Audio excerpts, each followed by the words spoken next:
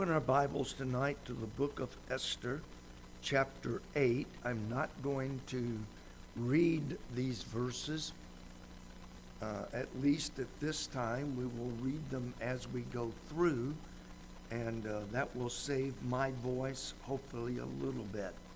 Now, I asked you last week to think about how would you reverse an irreversible command. How many of you even gave it a thought? 1, 2, 3. Oh, that's 3 more than I thought anyway. Did any of you come up with any ideas? What would you do if you were responsible for coming up with a solution to the Jews being annihilated? Did you come up with any ideas at all? 1,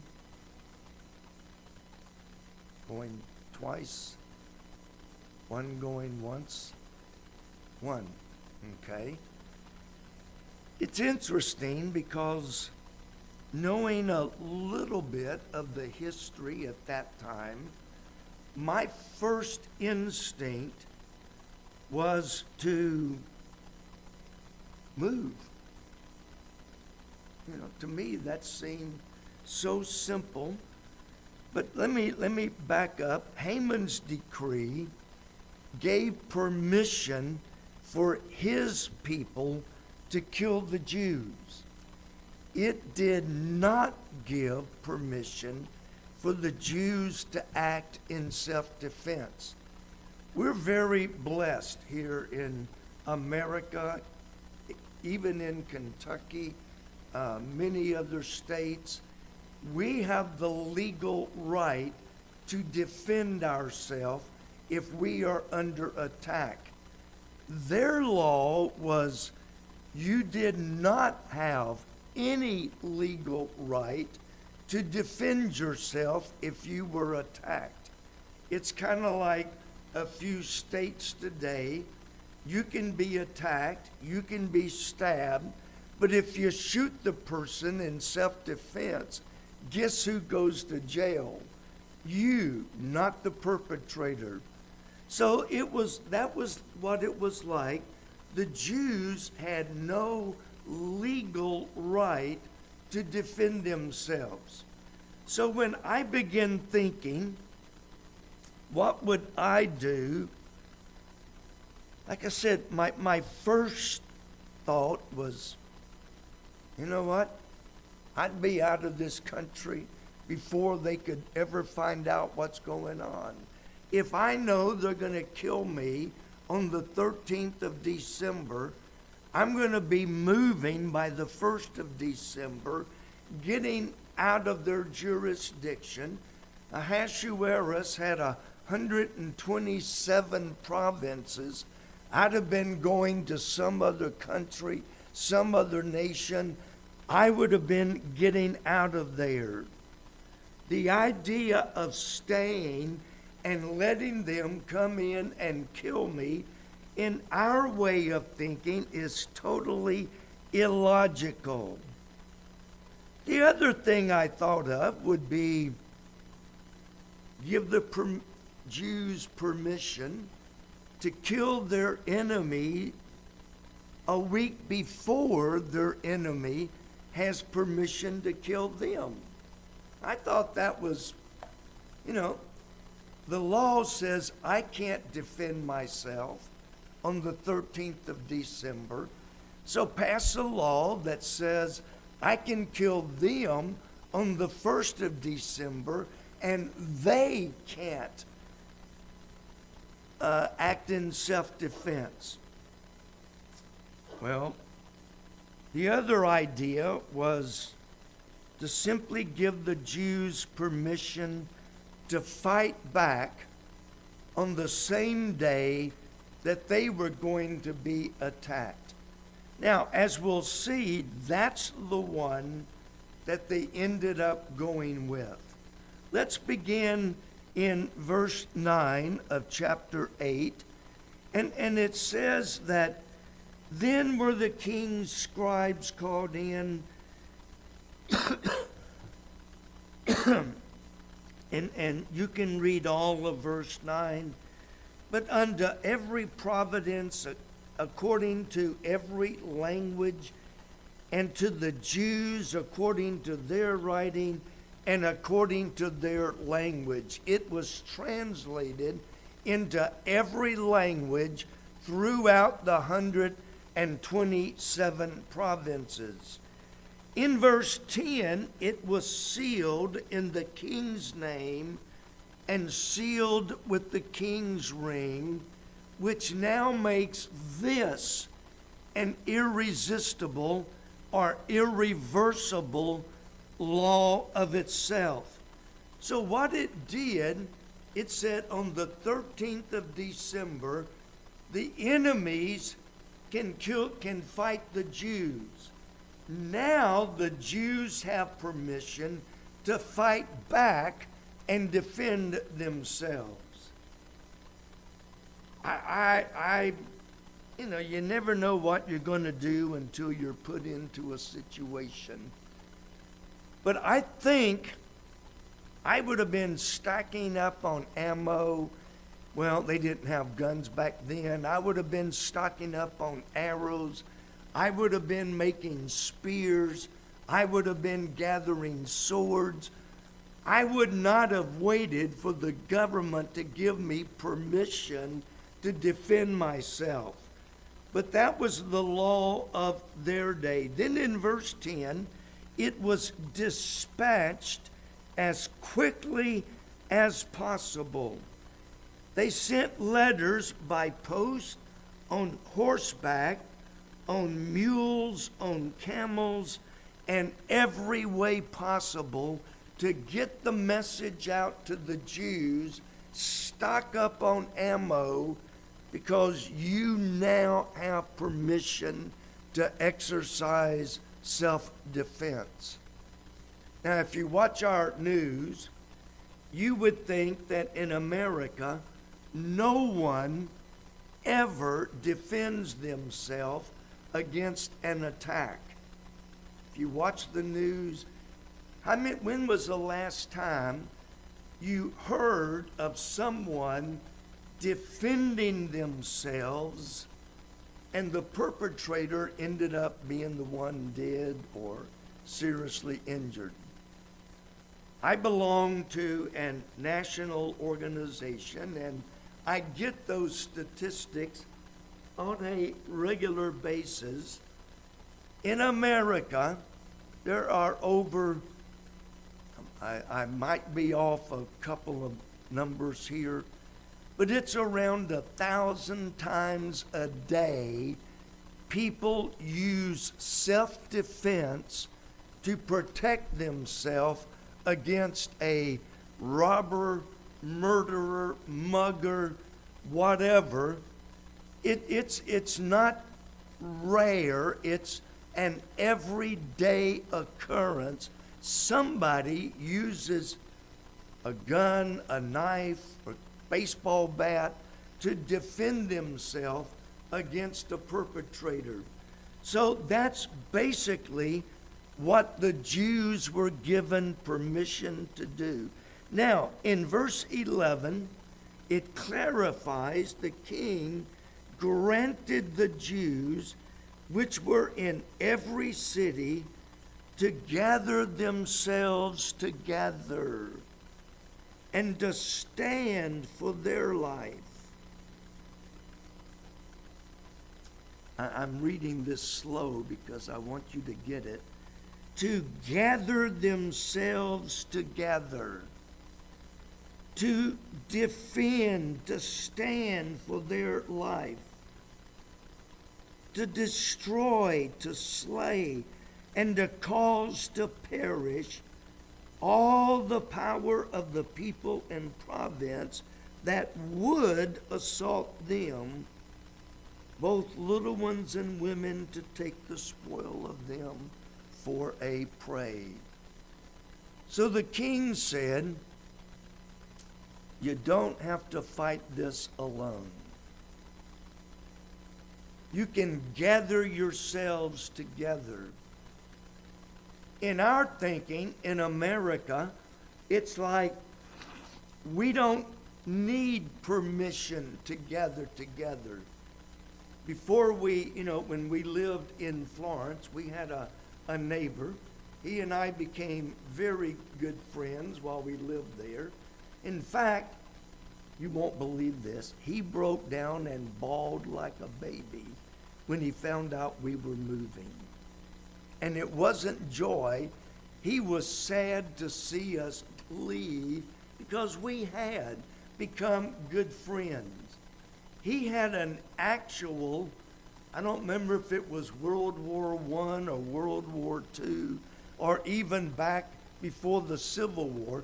He had an actual gun that was used to fight one of those wars back in the 1800s. And we were talking because at that time the president was talking about sending soldiers and breaking into your house and taking any and all of your guns. And I said, what are you going to do? And if you ever were at our old house, we were on the low side of the road going uphill. He said, they've got to come down that street to get here. We were the last houses. And he said, you know what? They may get me, but I'm going to get as many of them defending myself before they take me out. I said, he's crazy. Well, wouldn't you defend yourself if you could? It's no secret. I keep a .357 Magnum right by my bed with .357 hollow point shells.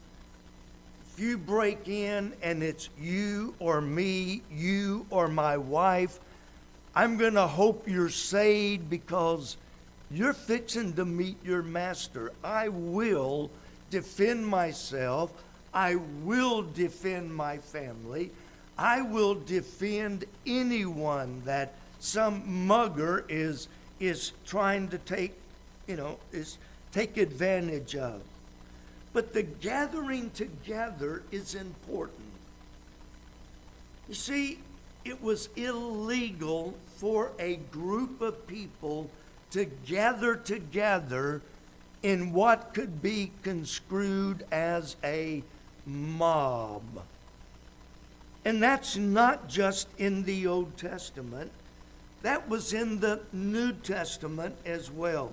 If you want to turn over and read sometime, in Acts chapter 19, the Apostle Paul had gone in and had preached Jesus to the people there in the city. It was a city of idolatry. It was the center of idol making. There were many people who made their living making idols. And when Paul went in, God saved a whole bunch of people, and they began burning their idols. Demetrius, one of the idol makers, called all of the other idol makers together and said, Paul is going to put us out of business with his preaching. People are being saved and they're burning their idols, and that's going to put us out of business. So if you're familiar with Acts 19, they caused a great disturbance over the damage Paul was doing to their occupation. A crowd quickly gathered and almost turned into a riot because Paul was, actually, Bible said most of them didn't know what they were rioting for. Most of them had no idea why they were gathered together. but for over 2 hours they screamed, "Great is Diana of the Ephesians!" And they hollered that for over 2 solid hours. The mob became so wild and so confused that different people in the town tried to calm them down. Finally, the town clerk got up and said, "Hey, we are in danger of being crushed by the Roman army for an illegal assembly." They were not allowed to just assemble and turn into a mob or anything similar to that. And so the town clerk finally, under threat of the Roman army crushing them, got them to calm down. Now, in America, we are free to assemble. We are free to protest. I was reading yesterday, I guess. You know, President Trump went into Venezuela, captured their president. He was indicted either last night or this afternoon in New York. He was indicted for all kinds of things. There were people protesting the fact that we took down a dictator who was starving his people to death, who was killing his people. They were protesting that we took down a bad guy. Now, I'm not getting into the Constitution. I'm not going there. But they were mad because the president, and they assembled, they gathered together, thousands of them, and protested us invading Venezuela. I remember a few years ago when the president prior to our current president, there were riots in some of more western states. And I remember seeing there was a mob that were burning down buildings. They actually took over the police station and destroyed the police station, burning buildings, and the spokesman with buildings burning behind him, taking over the police, making the police run for their lives, and he was saying, "There's no out of control mobs here. There's no rioting here. We are free in America to assemble," but not so in many countries. And so the fact that they were given permission to gather together was a big deal. The fact that they were given permission to stand for their life was a big deal. We're not used to that in America.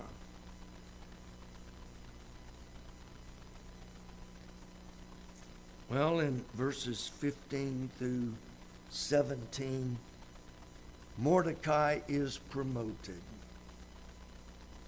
They took the robe off of Haman, that beautiful royal robe that identified him as a member of the king's court. Actually, it identified him as second in command to the king himself. And so they took the robe off of Haman, took the crown off of Haman. They took all of that stuff off of Haman and gave it to Mordecai. Mordecai got to put on the royal robe.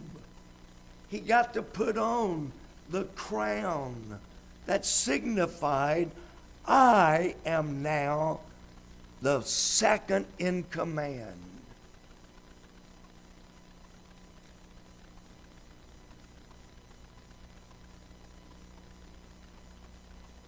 In verse 16, he went out from the presence, Mordecai went out from the presence of the king, went out into the city.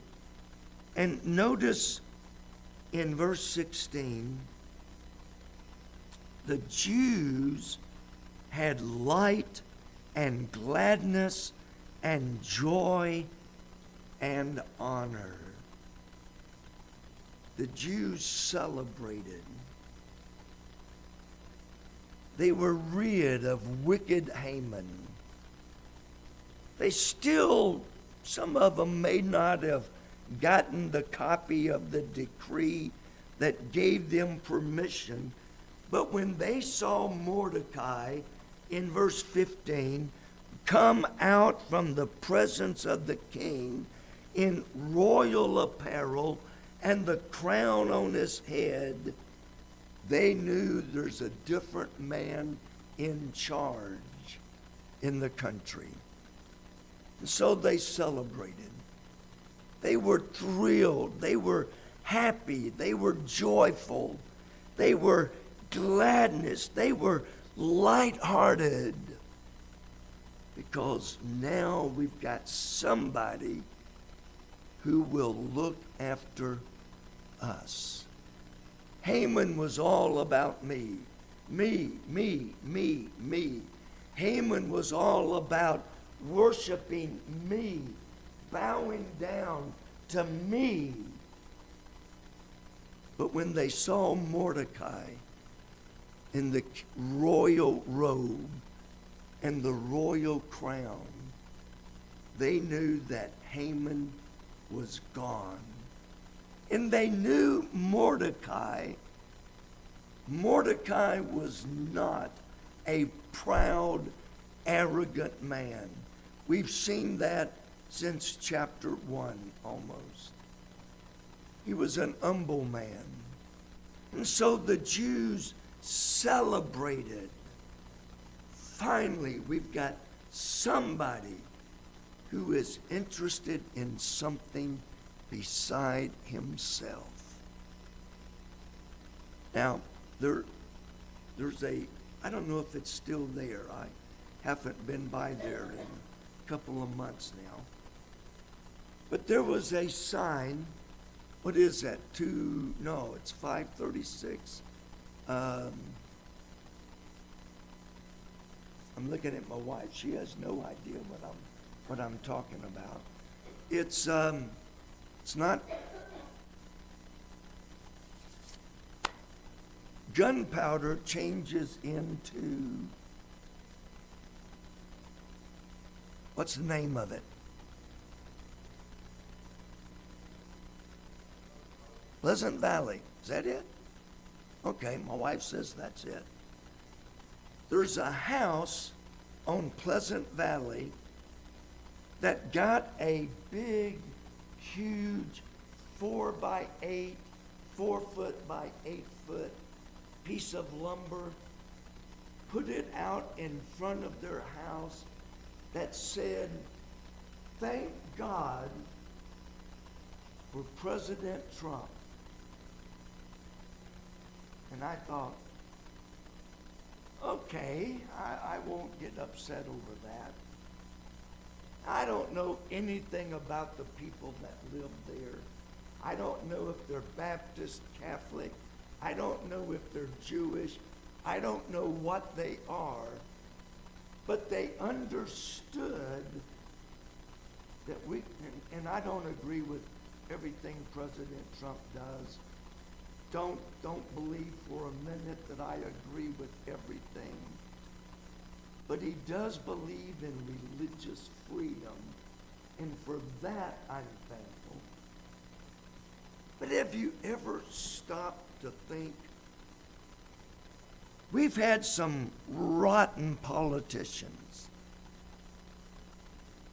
But have you ever stopped to thank God when we get a politician that's honest and genuinely seeks what's best for northern Kentucky?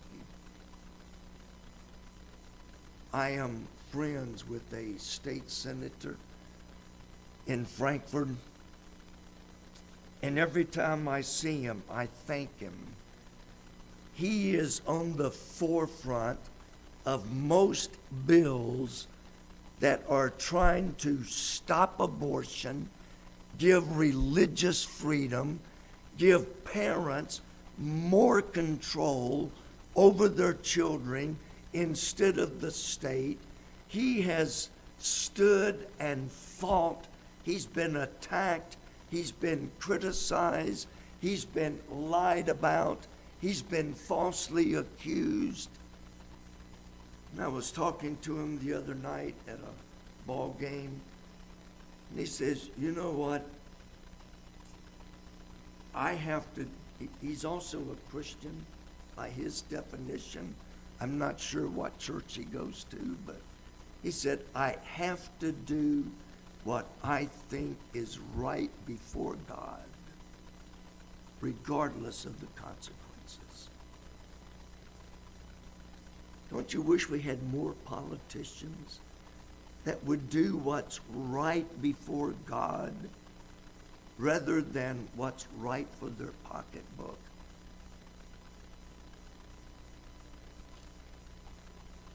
Mordecai stood for what was right. He stood when he was told to bow down and worship Haman. He stood. When he was threatened with his life, he stood. When they built the gallows, he still refused to bow down.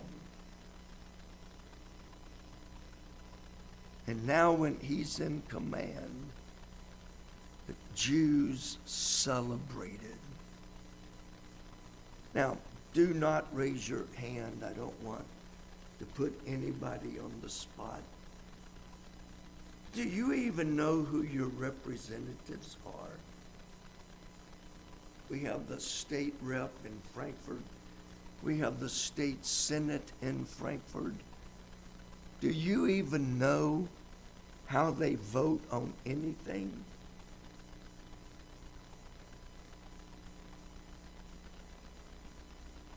I tell you, we've got some that I have met and talked to that are willing to stand on what's right regardless of the consequences.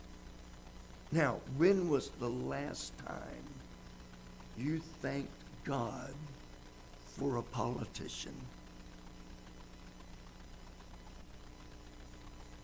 Have you ever thanked God for somebody in office who tries to do what's right, at least most of the time?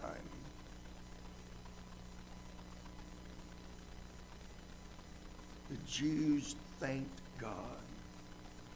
They were happy. They celebrated that God had raised up Mordecai, who they knew would do the right thing under any and all circumstances. Verse 17, I find really interesting.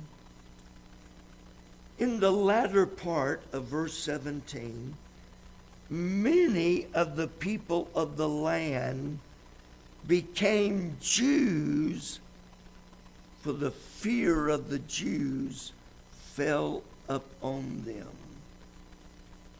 We'll find out later they converted quickly when they saw that Mordecai is now in charge. They became Jews because now Mordecai is over the army. Before, we could count on the army helping us kill the Jews. Now Mordecai's got the army helping defend the Jews. And they converted real fast out of fear of what Mordecai and the Jews could and would do on the 13th of December.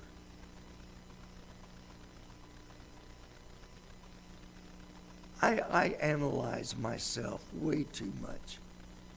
At least I've been told I do. But I read these Bible characters, and I find myself asking over and over, would I have the guts to be Mordecai? Would I have the guts to stand when I know the gallows is being built to hang me on? See, we praise Mordecai, but we have the same duties and the same responsibilities today that Mordecai had. Are we? Will we be faithful as Mordecai?